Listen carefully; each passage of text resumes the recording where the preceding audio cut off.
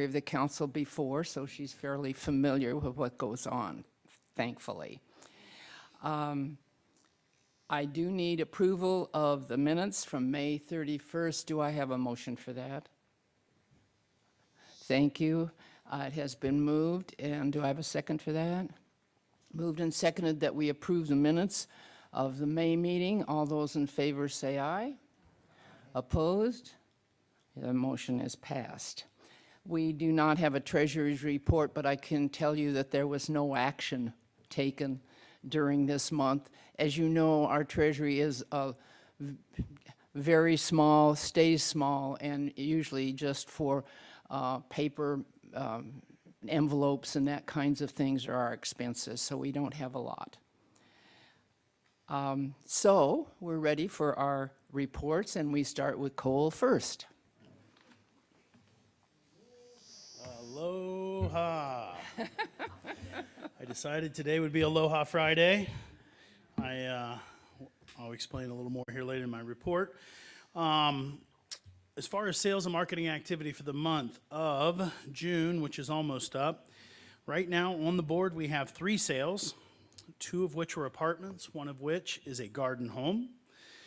We had 4 closings, so 4 people move in, and all 4 of those are apartments because there are no garden homes available to move into. We will, for the month of July, not have a village meeting, nor will we have a board meeting for the month of July. So it'll be relatively light lifting for the month, which is good because I will be here not very much. It's unbelievable. We are in the midst of pre-sales for the new apartment building that we are looking to build. We have taken the 60-plus depositors, the people that put the $1,000 deposits down, and we are now sitting down with them, showing them floor plans, showing them exactly what the entrance fee would be, exactly what the monthly fee would be, and asking them to select, assuming they're still interested, which apartment it is that they would like to select. And at that point in time, they would be required to put a 10% deposit of the entrance fee down. When you start out on this list, you would expect the first 5 or 10 on there to be very strong depositors. And we are seeing that. I believe right now we are 3 for 3, possibly 4 for 4, which is exciting. You want to see good, strong activity. By the time we will have worked through all 60 depositors, we would hope to have at least 20 people that have committed to putting the 10% deposit down.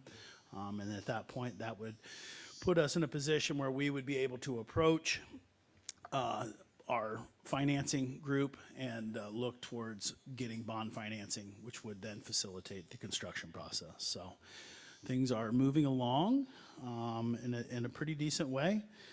I wanted to give an update on our community garden. We will have the lease between us and the City of Tempe going before the City of Tempe Council.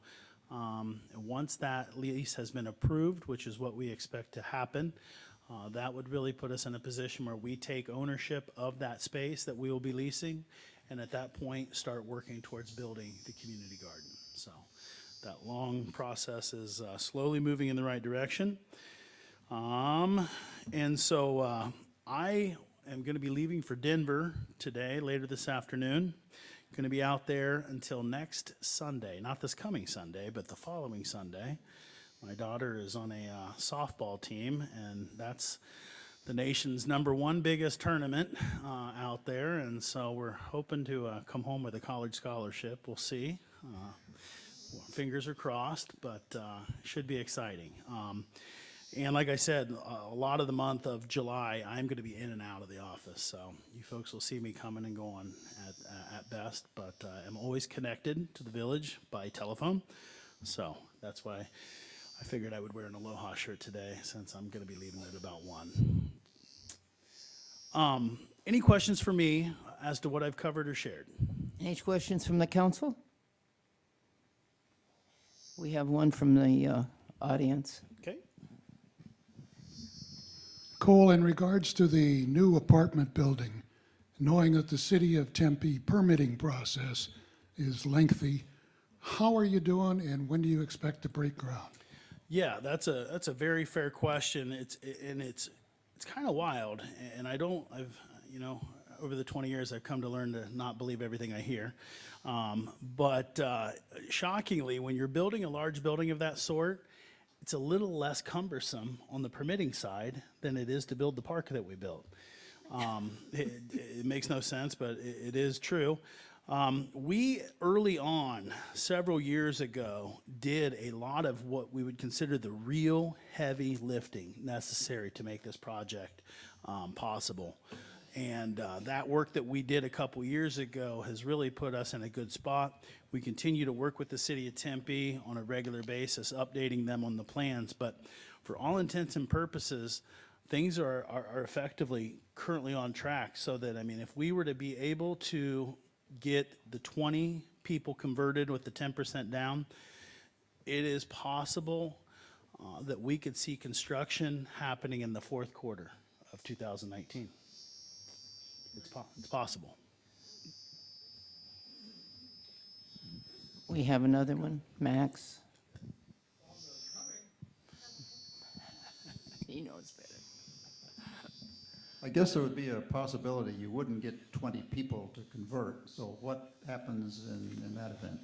If we were to go through our $60,000 depositors and not be able to net 20 out of that, that would be a bad situation. We would have to go back to the drawing board, find out, one, why we couldn't convert more of the 60, and see if we need to make changes to our plan. If it's just a matter of not necessarily the design or the building, and it's a matter of something else, we may have to go back out to doing more pre-sales, which would definitely not be optimal. That would not be something we would want to be doing. But right now, we're pretty optimistic with how things are going. But that's a very fair question, and one I hope that we don't have to deal with. Bob? We have a question from Bob. You need to hold that down while you talk. Any update on the canal fence? Yeah. Well, it's similar to what I gave at the village meeting, which is why I didn't say anything. But we have had a meeting of the minds with SRP. We have an understanding of where the fence needs to be. We have an understanding of what lies below, which eliminated a lot of concerns that we had. And we have a general idea of really what the fence is going to need to look like based upon the canal and SRP and everything else. So right now, we're working with a gentleman that is a fence manufacturer as well as an installer. And I'm looking to get some modeling so that we can have documents that would show you what it's going to look like, how it's going to work. And then at that point, once we have that information, we would call a stakeholders meeting where all the people that live along the canal would be invited to come and listen to how it's going to be installed, what it would look like, and what kind of impacts it would have, and kind of work through the questions. So, and what we're doing is we're combining this wall project with the overall master plan project. So Ryan Construction will really be the ones leading it. And there's some economies of scale that'll be beneficial to us from a cost saving standpoint by waiting until we're breaking ground on the master planning project, have it all happening kind of at the same time. So we're looking fourth quarter-ish. We have another question, Mike? Yeah, Cole, any update on reconstructing the wall at the entry?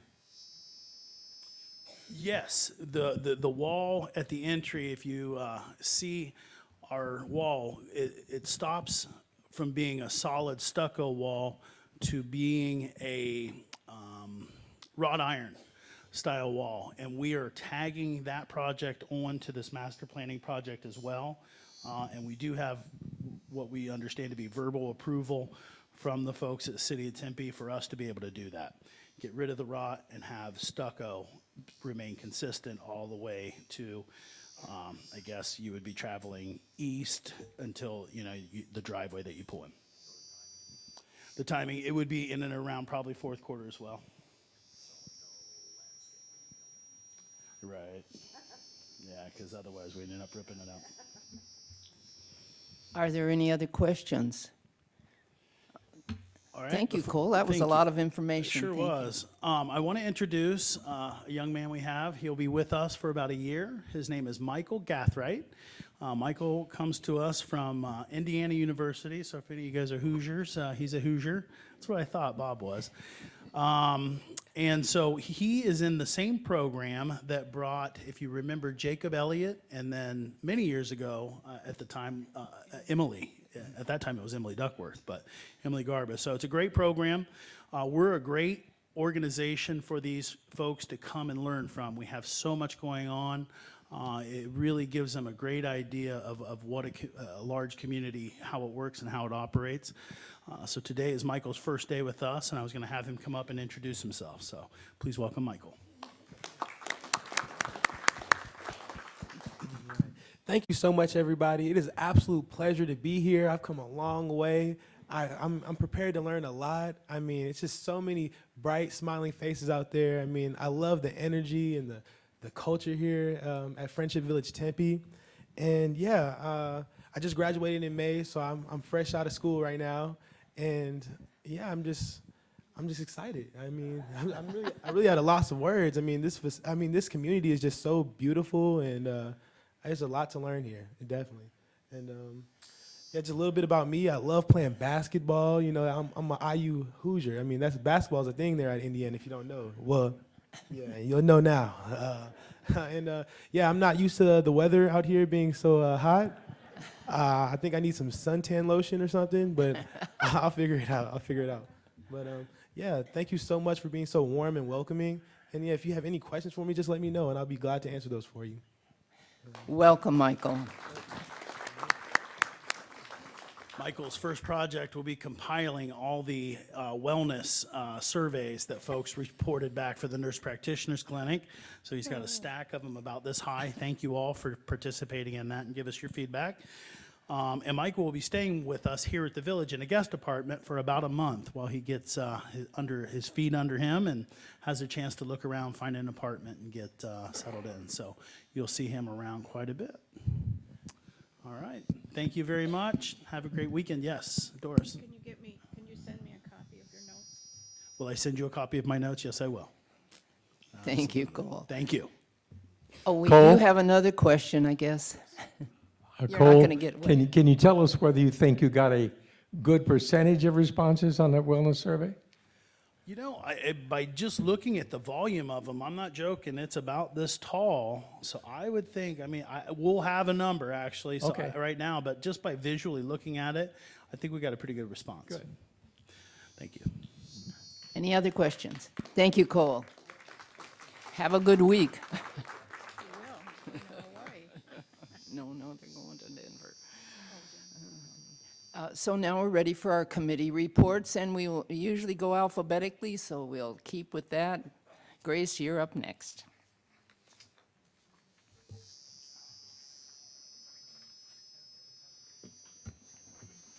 Well, I'm Grace Womack, Chair of the Activities Committee, and on July 4th, 3 sets of cornhole will be set up in the rec area for all to use. There will be Thursday night events at the rec center on July 25th and August 22nd. And the rec center main room will be closed July 10th to the 19th, subject to change. Skirmack Auditorium will be closed mid-morning August 2nd to the afternoon of August 4th for wall protection panels. It'll be open for visitors and maybe closed on August 5th. And there will be no bingo on August 3rd then. Activities Committee will not meet in July, and we want to remind everyone that walkers need to be along the side walls for the movies, and July 16th will be root beer floats and movie night. Thank you, Grace. Are there any questions from the council about the activities? It sounds like we've got lots of renovation going on during the summer, so things are closed. We have a question from, at least one from the audience. What are wall protection panels? I'm not quite sure, but I presume it's the something to protect the walkers from banging against the walls where you see the marks along here. I don't know. We'll see when they go in. Didn't they used to be called wainscots, those kinds of things, I think? But I'm not sure that's what that means, but I think it might be the same thing. Are there any other questions? Thank you, Grace. Next up, we're going to hear from Constitution, Bylaws, and Procedures. Marty, we haven't heard from you yet. It's nice to have you here.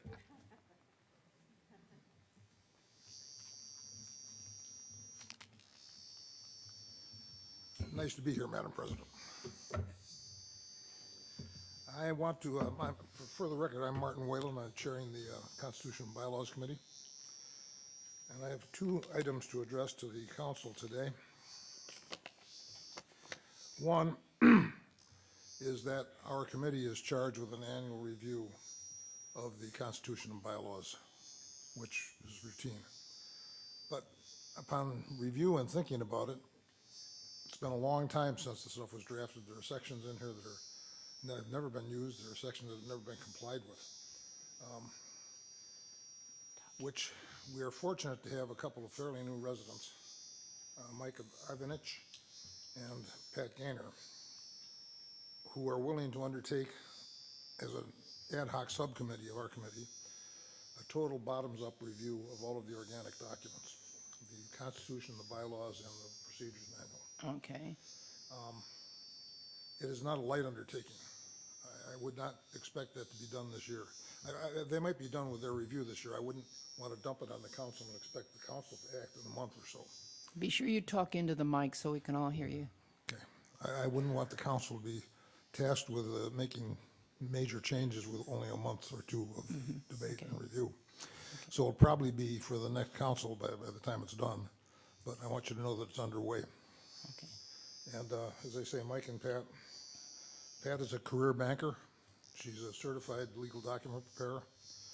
Had a ton of experience in dealing with not-for-profit organizations and governance.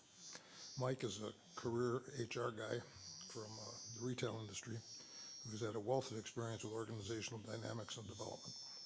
So I think we have the beginnings there. I'm going to ask Mary, as president, to delegate somebody from the council to join that committee. Okay. The other item that I wish to address is that there is before the council a motion, a proposal to require the vice president to establish and detail and maintain a calendar, yet another calendar. I think that it would be a nice, convenient thing for everybody to have a calendar with emphasis on election committee dates and the like, but I don't see any reason to make that part of the organic documents of the association. To start putting statutory duties on the officers is a bad practice to indulge in unless it's really necessary. It would be, as I say, a convenient thing, and if Bob would like to do that, Bob's the mover, as a voluntary service to the council, it would be wonderful. But once again, the council, or the committee does not recommend that you adopt this proposal. Okay. And that will come up when we have old business, because we have that motion has been postponed till today. Correct. And will you have anything more to say about that motion when the time comes? I don't have anything more to say. Okay. Did you all hear what his recommendation was? Some say no, they didn't hear you, Marty. You need to. The recommendation of the committee is that the council not adopt the motion. There's this surplusage. It'd be a nice, convenient thing, but not to make it part of the organic documents and impose a duty on any of the officers. I will say, you know, the committee acts at the will of the council, so if you guys want to do it, just let me know. We'll give you the proper language. The one thing I would suggest, if you are going to do that, is certainly out of courtesy to the vice president, let's wait till the end of the year so that it's not imposed on somebody after the fact. Okay? Okay. Questions? Are there any questions from the council? Doris? Remember to hold the button down. I think we need to have this in writing The- so that we can understand it. Are you talking about the motion or his Yeah. recommendation? The motion is in writing with last month's minutes. You should have it in your book. I handed out the motion with the agenda. It looks like this. You should have it in your book. Every person got one of these. And if you were not here, I probably have your copy. I will be glad to give it to you. In fact, if you were not here, hold your hand up. I have your copy with me. Did you get one of these? Were you here last month? Bobby, I have one for you. Bob, I have one for you. And Carmen. And Penny, is Penny here? Penny, pass this down to Penny. You have one. Paula? Do you need one? Do you need one, Paula? Here's one for Paula. Please pass. It's got her name on it. And Dan, here's one for Dan. Okay. So now, because we will be taking this up, since there is a quorum, we weren't sure we'd have a quorum. We have plenty of people today. So we will be taking this up under old business. We will be taking up this motion. Yes. You're welcome. Okay, I'll give you Paul's and then we'll work on it later. Paul is not here. Are there any other kinds of questions from the council of Marty? Then are there any questions about this matter from the audience? Okay. We will read the motion again when we get to that portion of our meeting, so you can hear it again, because they probably have not all heard it, in the audience at least. There being no further questions, I'll sit down and shut up. Okay. Thank you, Marty. One question. Yes, would you forward all of this to Sandy for the? Oh, sure. Thank you. Okay, moving along then. Thank you, Marty. That was a lot. And we know we will hear from you again. Next up, we have the dining committee, and Dave Rushlow is going to give that report because Paul McEwen is out of town.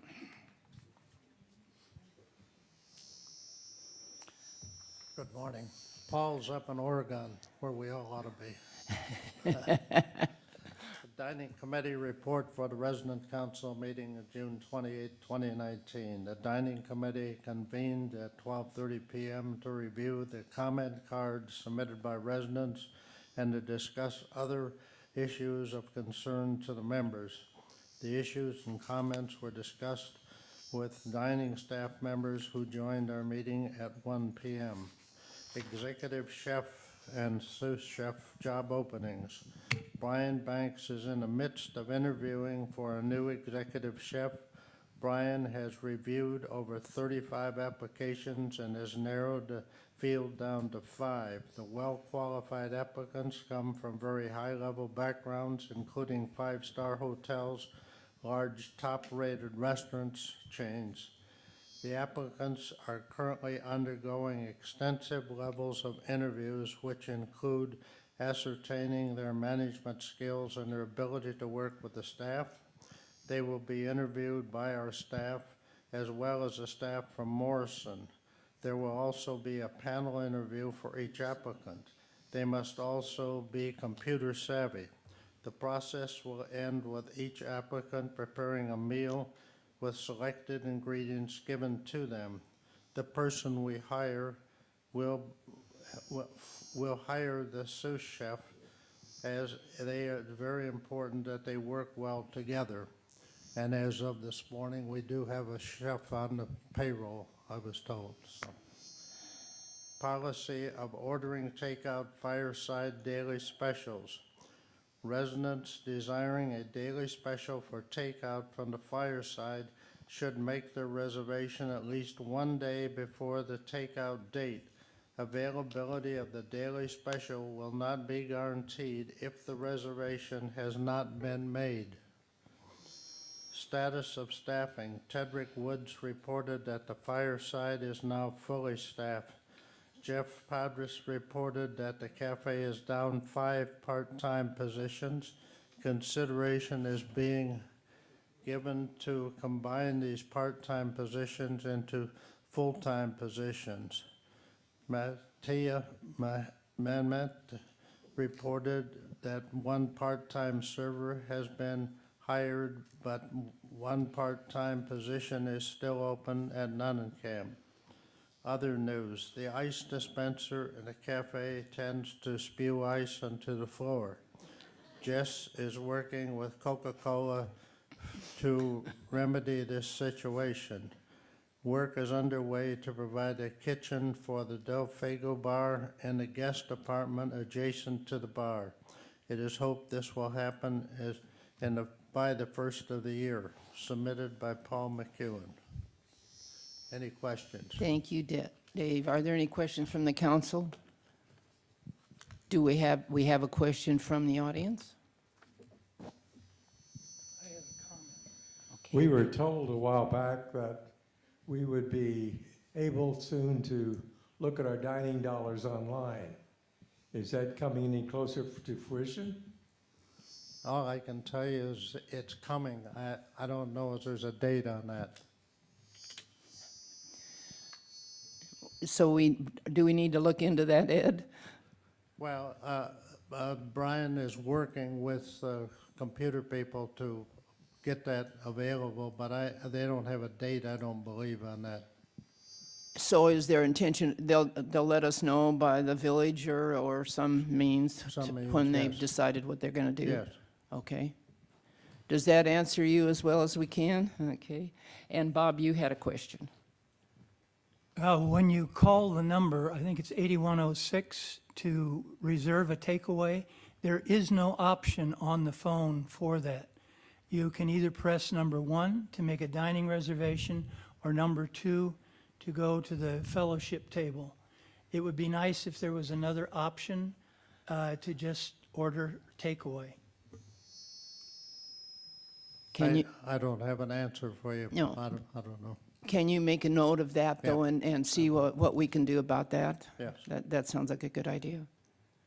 Are there any other questions from anybody? Thank you, Dave, for giving that report. Okay, thank you. And so we have one more report that I know of from the Welcome Coffee. Welcome Committee, not the Welcome Coffee, although that's what you talk about. That's our big job, I guess. No, well, not as big as welcoming and helping out the new residents. I'm Ron Newth, Chairman, President Gray, council members. I think the original name for the strip along the walls was Rubber Baby Buggy Bumpers. But anyway, the committee has been active hosting new residents, providing publicity for the Welcome Coffee, examining the new resident packets for quality and content, updating as necessary, and preparing the decorations and program of the Welcome Coffee. And finally, about 6 months after I thought it was going to happen, we're starting to slow down this process, and so we can breathe a little bit now. We did have 10 residents that we welcomed at our last Welcome Coffee. They were Matt and Joe Madonna, Peter and Sue Eisenklam, Mike and Susan Rhodes, Art and Donna Kearns, and Larry and Patty Warnke. They seem to be getting younger all the time for some reason. I can't understand. The program this month was presented by resident Dr. Dale Bowen, who with his wife Pat have been collecting rare bells from around the world for over 50 years.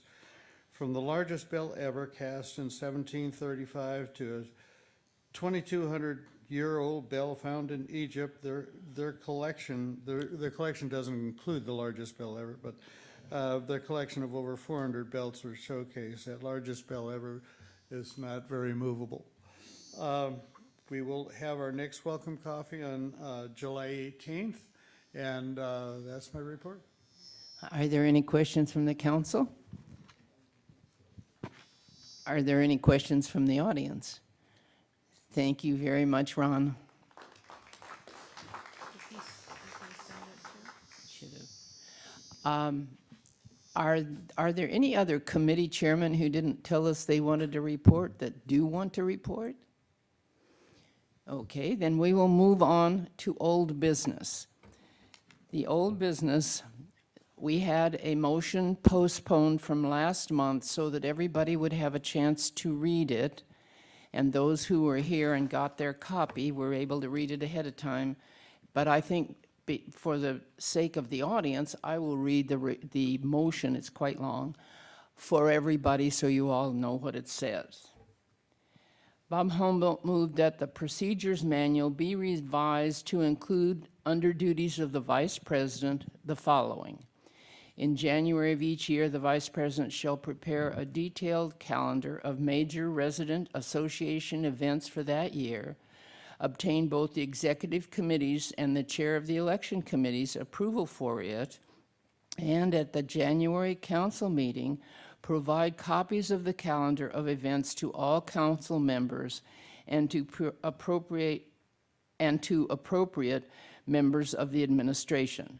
The calendar of events shall, as a minimum, include dates of the current year's council meetings, all major national and state holidays, the schedule of electing area representatives, the schedule of deadlines and other events for the annual association meeting, the schedule for nominating the candidates for next year's executive committee and for announcing those nominees, and the date of the next January's council meeting. And it says in a note, as part of the procedures manual, this revision should require only the approval of the majority of the council members present at the regular meeting of the council. That is the motion. Marty has already spoken to the motion. Is there any other discussion before we have a vote of the motion? Do we have anyone who wishes to make okay, Doris, remember to hold the thing down. I'd like to add that committee members or chairs be given a copy of this. Would that be included in it? I don't understand. You mean given a copy of the motion or? No, of the calendar. Of the calendar, if this should pass, you're talking about. Okay. Did you, that probably wouldn't have to be added to this, or do you want it added to that? Then you need to make a motion to add this to the motion. Yeah, I think that needs to be added to it.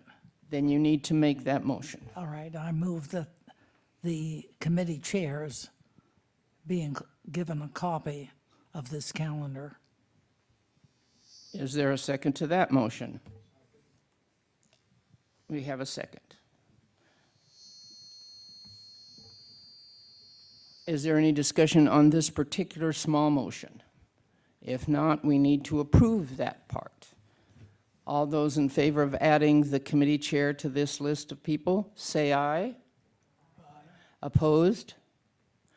Okay, that motion has carried. That will be added. Is there any other discussion to the motion that we postponed from last month? Are we ready to take a vote? Oh, Bob? It seems like we don't have a calendar right now that's being discussed. Is that correct? I believe that's correct. We don't have a regular calendar, but most of these things are on other calendars, of course. Yeah. Okay, well, I'm new to this, and something like this I would find very helpful. Maybe Marty could tell us a little bit about why this isn't a good idea. I'm a little puzzled. I'd be happy to speak to that with the permission of the chair. Oh, yes, I will let, Marty, before you start, Bob would like to say some things, since he's a council member, and then you can sit there to talk, okay? But let's hear from Bob first.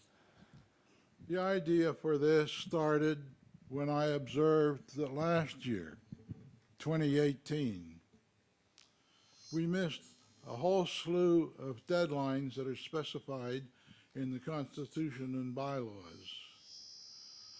I thought that it would be necessary to have a calendar of events, particularly the events leading up to the annual association meeting, in order to keep things on track. For instance, the Constitution and bylaws state that 30 days before the association meeting, the agenda for that association meeting, together with any pertinent documents, be published in the Villager. Now let's suppose, for an example, that 30 days before the appointed date of the association meeting happens to fall on a Thursday. It's too late to get it in that Friday's Villager. So it has to go into the Villager 6 days ahead of that. We're now at 36 days from the association meeting. The Villager editors require 7 days for editing, minimum. So we're now at 36 plus 7, 43 days from the annual association meeting that somebody should be providing a final copy of the agenda for that meeting, together with all pertinent documents, to the editors of the Villager. I don't see how we can keep anything on track without a formal calendar to guide our procedures. And with all due respect to Marty Whalen, who does a great job on his committee, who suggests that we don't need to make that a formal responsibility. Well, I think everybody here knows what happens to things that are supposed to be done when nobody is charged with doing them. Thank you. Is there any other discussion among the council members? Marty, did you want to speak to that again? I would simply point out that with all the deadlines that were missed, we're still here. The world has not ended. To start fiddling with the organic documents, another calendar isn't going to make people adhere to it. That's just a matter of individual responsibility. Yeah. And as I say, we as a committee resist further changes to the organic documents of the council, of the association. Is there any other discussion? Yes, Bev. I was just wondering if we needed to be a little more specific about the major holidays. That's asked for You in mean that like calendar. you're talking about the national holidays? I just don't, it seems a little vague, what you might consider the major holidays, Christmas, New Year's, Well, it's- Easter. I don't know, it asks for all It's- major It holidays. says all major national and state holidays, which would be on our regular calendar. So that would be easy to find that. Okay, This is according to the motion. Now, that doesn't mean it has to be that way, but that's what the motion says. So there are probably other holidays, but this one speaks to the national and the state holidays. I would further add, if I may, that there are some dates called for in that motion to be established in January is not feasible. The election committee, I don't know, they're going to have all their dates set by the first meeting of the year. Bob? The purpose of including the holidays was to make sure that whoever is formulating the calendar for the association business is aware of those holidays so that they can take them into account when they are creating the association calendar. Okay, thank you. Is there any other discussion? Are we ready for a vote? I think we'll do this by hands rather than voice vote so we can see. And Doris, if you would help me count, that would help. All those in favor of the motion, please raise your hand. 1, 2, 3, 4, 5, 6, 7, 8, 9. Okay, 1, 2, 3, 4, 5, 6, 7, 8, 9, 10, 11, 12, 13, 14. I got 14. Is that what you got? Let's try again. I'm sorry. It's hard to count them. Hold them high. 1, 2, 3, 4, 5, 6, 7, 8, 9, 10, 11, 12, 13. I get 14. I get 14? 14 in favor. Those opposed? see 2 opposed. And are there abstentions? Okay, the motion is passed. Okay. 14 and 2 noes. I had 2 noes. Under new business, it really isn't business, it's just kind of an announcement. It has been suggested, and by more than one person, and it's difficult to do, but it has been suggested that the committee chairs publish or make it known somehow that they are in need of additional members. Some committees never need additional members and have a waiting list. Other committees do need people. And if we don't know about it, then we can't do anything about it. So it has been suggested that in some manner you let the council president or we publish, so that we could publish that information if you are in need of committee members. Some committees need to be fairly large, like the Activities Committee, because they work almost twice every week, all year round, with 3 people. They have an announcer and 2 greeters, and help ushers, really, because they help with the walkers and all that. So they need quite a few people. Other committees, maybe not so many, but we do need to know when those committee chairmen feel that we have a need. Or if there's a waiting list, we might want to know that too. As always, remember to read your villager. There's a video of the resident council, I think, are posted in the resident council button. Now, because our electronic secretary is in Africa, why it hasn't happened in the last 2 months because she's been gone and I don't know anything about all that. But it'll be back. You can also see other things about the resident council on the resident council button. And our goal is still to increase the electronic communication. Is there any other business to come before our meeting? Well, most of us, or I should say some of us, are old enough to remember Burma shave signs. And this one, I think, really pertained to the speed, but I thought it also was pertinent to the age. It says, "Angels guarding while you drive, all retire at 65. We need to be careful out there. Thank you. The meeting is adjourned.